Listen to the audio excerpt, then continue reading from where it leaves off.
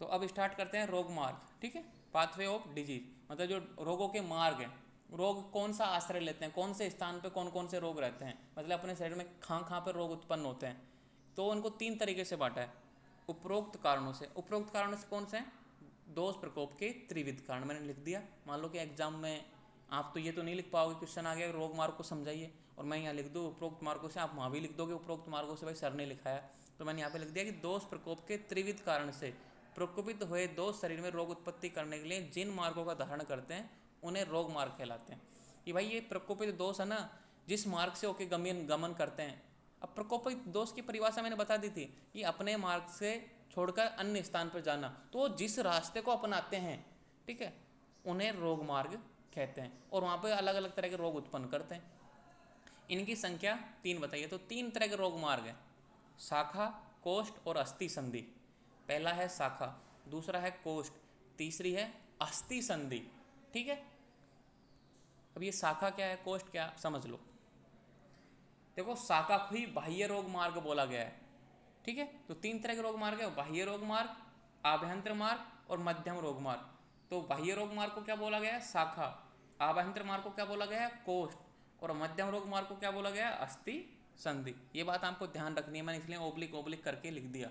तो शाखा बराबर बाह्य रोग मार्ग, एक्सटर्नल पाथवे ऑफ डिजीज।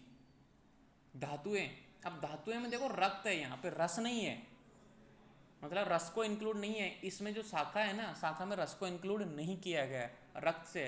रक्त, मांस, मेद, अस्थि, मज्जा, शुक्र व त्वचा में शाखा नाम से जाने जाते हैं। कि ये शाखा नाम से जाने जाते हैं। कौन कौन से धातुओं में कौन कौन सी हैं? रक्त, मांस, मेद, अस्थि, मज्जा व शुक्र वह त्वचा को शाखा नाम से जाना जाता है। कभी भी आप कोई वर्ड आएगा शाखा, तो आप समझ जाओ कि किसकी बात कर रहा है, रक्त, मांस, मेद, अस्थि, मज्जा, शुक्र वह स्किन, त्वचा, इनकी बात कर रहा है ये, ठीक है। समझ गए कि जब भी कोई शाखा का वर्ड आए कहीं यस भी, सर।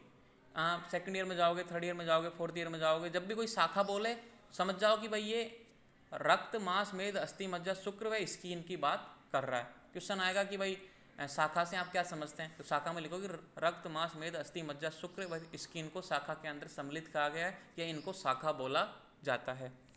ये बाह्य रोग मार्ग है। कि भाई जो ये है ना, इनमें जो रोग उत्पन्न होते हैं, जैसे कि रक्त में, मांस में, मेद में, अस्थि में, मज्जा में और शुक्र में और स्किन में, अगर इनमें कोई रोग उत्पन्न हो रहा है तो ये बाह्य रोग मार्ग है। रोग रक्त आदि धातु, देखो रक्त आदि क्योंकि रक्त से स्टार्ट है, रस नहीं है ना, इसलिए रक्त आदि, रक्त यानी रक्त, मांस, मेद, अस्थि, मज्जा, शुक्र वह त्वचा का आश्रय लेते हैं। कि भाई ये बाह्य रोग मार्ग में क्या होता है कि जो रोग उत्पन्न होते हैं ना, वो रक्त से लेके शुक्र तक और स्किन का आश्रय लेते हैं, मतलब इसमें पैदा होते हैं। अब देखो रक्त हुआ, मांस हुआ, अस्थि हुआ, मज्जा हुआ, शुक्र हुआ, इनमें जो रोग उत्पन्न होता है ना, मतलब एक तरीके से बाह्य रोग मार्ग कहलाता है। अब देखो कौन कौन से रोग पैदा होते हैं, मस्से, झइयाँ, गंड, अलजी, अर्बुद आदि।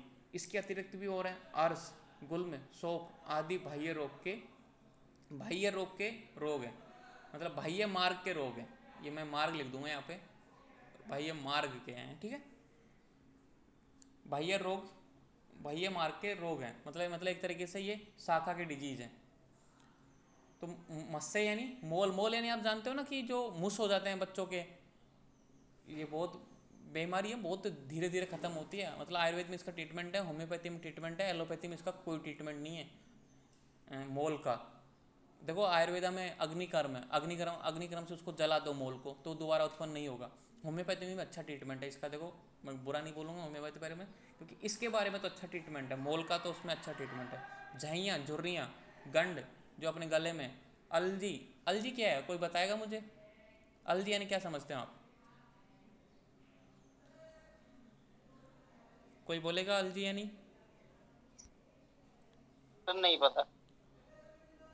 अलजी का मुझे भी है ना एक्चुअली एग्जैक्ट मुझे पता नहीं है, मतलब इसको बोलते क्या अलजी, शायद ही क्या ही बोलूँ, क्योंकि मैं गलत नहीं बोलना चाहता, लेकिन फिर भी मैं आपको बताऊंगा इसका, मतलब ग्रुप में आपको बताऊंगा मैं इसका मीनिंग क्या है। एग्जैक्ट मुझे मीनिंग नहीं पता इसको बोलते क्या है, लेकिन मेरे को ऐसे माइंड में आ रहा है, लेकिन मैं बोलना नहीं चाहता कि क्या पता गलत हो और आप उसको फिर याद कर लोगे, इसलिए मैं नहीं बोलना चाह रहा। हाँ जे भी पारावत बोलो। सर ये भस्म का एक बार और एक्सप्लेन कर दीजिएगा। क्या? क्या बोल रहे हो? हेलो। हाँ बोलो बोलो। ये मोल वाला भस्म है मोल वाला। अच्छा, मोल मोल यानी होता है जो वार्ड्स होते हैं ना, मस्से होते हैं। एक तो होता है मस्से जो मतलब एक तरीके से तिल बोल दो, या फिर जो मुस बनते हैं ना, मुस, उनको मोल बोलते हैं। हाँ सर समझ गए। माइक ऑफ कर लो आप। तो ये मतलब मैं बोलता हूँ अलजी, मैं बता दूंगा आपको ग्रुप में, क्योंकि मैं गलत नहीं बताना चाहता आपको। अर्बुद यानी वो ट्यूमर, ठीक है। इसके अतिरिक्त अर्श, गुल्म, सोप आदि बाह्य रोग के, मतलब बाह्य रोग मार्ग के हैं। एक तरह से ये है ना, सब किस में आश्रय लेते हैं कि इनमें रक्त में, मांस में, मेद में, अस्थि में, मज्जा में, शुक्र में, ये सब बाह्य रोग मार्ग में होते हैं। अब आभ्यंतर मार्ग में क्या होता है? कोष्ठ को क्या बोला गया है? आभ्यंतर मार्ग। अपन ने 3 किए थे ना, शाखा, शाखा को बोल दिया बाह्य, कोष्ठ को क्या बोल दिया? आभ्यंतर, और अस्थि और संधि को क्या बोल दिया? मध्यम। तो आभ्यंतर रोग मार्ग कोष्ठ में इंटरनल पथवे ऑफ डिजीज। आश्रय कौन कौन से हैं? अमाशय और पक्वाशय। भाई जो आभ्यंतर मार्ग से होते हैं उनमें जो आश्रय रोग कहाँ पे पैदा होते हैं मुख्यतः? स्टोमक और कोलोन, मतलब छोटी आंत, बड़ी आंत, जितनी भी जो जीआईटी है पूरी, अपनी जो आहार नाल है, वो आ जाती है। अंत्य रोग मार्ग कोष्ठ को कहा जाता है, ठीक है। जो अंत्य रोग मार्ग कोष्ठ को कहा जाता है। इसे माह्य स्रोतस भी, महास्रोतस जीआईटी भी संज्ञा दी है। किसको दी गई है महास्रोतस की संज्ञा? क्वेश्चन आ जाएगा, महास्रोतस किसे कहते हैं? आपको लिखना है अमाशय और पक्वाशय को महास्रोतस भी बोला गया है, ठीक है। मतलब जीआईटी आहार नली, जो अपनी पूरी आहार नली है उसको महास्रोतस। तो अमाशय से लेके एक तरीके से पक्वाशय तक की आ जाती है, इसमें छोटी आंत भी आ जाती है, बड़ी आंत भी आ जाती है, सभी आ जाते हैं। तो इसको महास्रोतस की संज्ञा भी दी गई है। ये बमन, अतिसार, काह, श्वास, उदर रोग तथा ज्वर, शोथ, अर्श, गुल्म, विसर्प, विदर्भी आदि रोगों की उत्पत्ति का स्थान आभ्यंतर रोग मार्ग है। कहने का मतलब ये है कि ये सब जो रोग है ना, ये आभ्यंतर रोग मार्ग की वजह से उत्पन्न होते हैं। कौन कौन से? बमन, अतिसार, काश, श्वास, उदर रोग, ज्वर, शोथ। शोथ क्या होता है? सूजन। अर्श, पाइल्स, गुल्म, वही गांठ बनना गैस की, ठीक है। विसर्प, लाइक मतलब जो डॉट डॉट होती है ना, जो फुंसियाँ होती हैं, वो उस रेख में होती हैं स्नेक के तरीके से। विदर्भी, एबकेस, मतलब एक तरीके से कोई घाव पक जाता है वो। आदि रोगों की उत्पत्ति का स्थान आभ्यंतर रोग मार्ग है। कहने का मतलब कि ये सब आभ्यंतर रोग मार्ग में उत्पन्न होते हैं। कहने का मतलब ये है कि ये जीआईटी की वजह से उत्पन्न होते हैं, इसकी व्याधि की वजह से उत्पन्न होते हैं।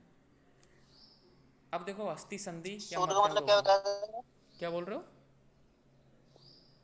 शोध का मतलब क्या बताया था? शोथ का मतलब ईडी में बताया था, इन्फेक्शन, सूजन,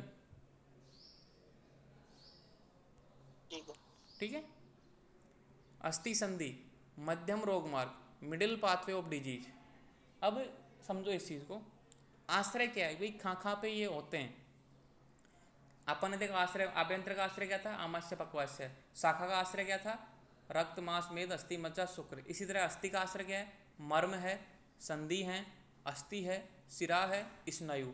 अब मर्म में जितने भी 107 मर्म हैं अपनी बॉडी में, एनाटोमी में आप पढ़ा होगा, 107 मर्म है एनाटोमी में, ठीक है। तो यहाँ पे देखो एग्जाम्पल हो गया सिर, हृदय, वस्ति। कहने का मतलब जो मुख्य त्रिमर्म, जो मोस्ट इंपॉर्टेंट है, सबसे इंपॉर्टेंट है त्रिमर्म, वो कौन से हैं? हेड, हार्ट और बस्ती, ये 3 मुख्य मर्म है। तो इनके नाम दिए हुए हैं कि सिर, हृदय, बस्ती, संधि, संधि जितने भी जॉइंट्स हैं, बोन आप जानते हो, सिरा और स्नायु, इन लिगामेंट्स होते हैं ना वो सारे। आदि मध्यम रोग मार्ग, इनकी में, इनमें जो रोग पैदा होते हैं ना वो होते हैं मध्यम रोग मार्ग। रोग कौन कौन से हैं?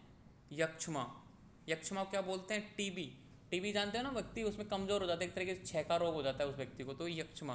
पक्षाघात, हेमीप्लेजिया, मतलब एक तरफ से विकलांग हो जाता है ना, उसको लकवा बह गया, वो भी मध्यम रोग मार्ग की वजह से होता है। अर्दित क्या होता है? कौन बताएगा? ये मैंने खूब बताया अर्दित। Facial paralysis. हाँ, facial paralysis, good. Facial paralysis. इसलिए मैंने नहीं लिखा इसको।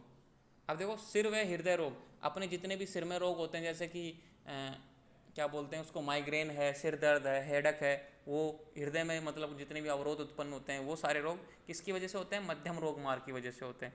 संधि सूल, अपने जॉइंटों में जितना भी दर्द है, ठीक है। त्रिकसूल, अब त्रिक क्या? अपनी जो नीचे नीचे की जो अपनी जो रीढ़ की हड्डी है ना, उसमें जो सैक्रम है, उसको त्रिकशूल मतलब वहाँ त्रिकशूल वहाँ पे दर्द होगा।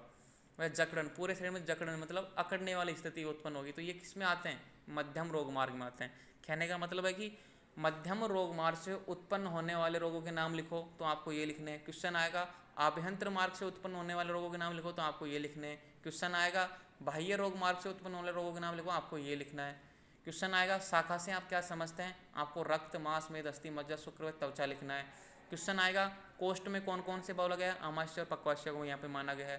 क्वेश्चन आएगा अस्थि संधि में कौन कौन इंक्लूड है, मर्म, संधि, अस्थि, शिरा, स्नायु इंक्लूड है। तो बहुत सारे क्वेश्चन बनते हैं इस छोटी सी टॉपिक से, छोटे छोटे क्वेश्चन बनते हैं और आपका बेस क्लियर होता है। तो ये बात ध्यान रखना, शाखा यानी रक्त, मांस, मेद, अस्थि, मज्जा, शुक्र, इसमें रस को इंक्लूड नहीं किया गया है, रस के स्थान पर त्वचा को इंक्लूड किया गया है। तो ये बात बार बार याद करना कि कोई नहीं बताएगा कि शाखा क्या होता है। तो अब देखो अगला चैप्टर आएगा, चैप्टर नंबर 13, उसमें शाखा का बार बार यूज होगा। तो आप समझ जाना कि शाखा यानी क्या बात बोलना चाह रहा हूँ मैं। ठीक है, तो ये हो गए तीनों मार्ग। अब करेंगे हम त्रिदोषों के प्रकोपित कर्म। ठीक है, तो त्रिदोषों के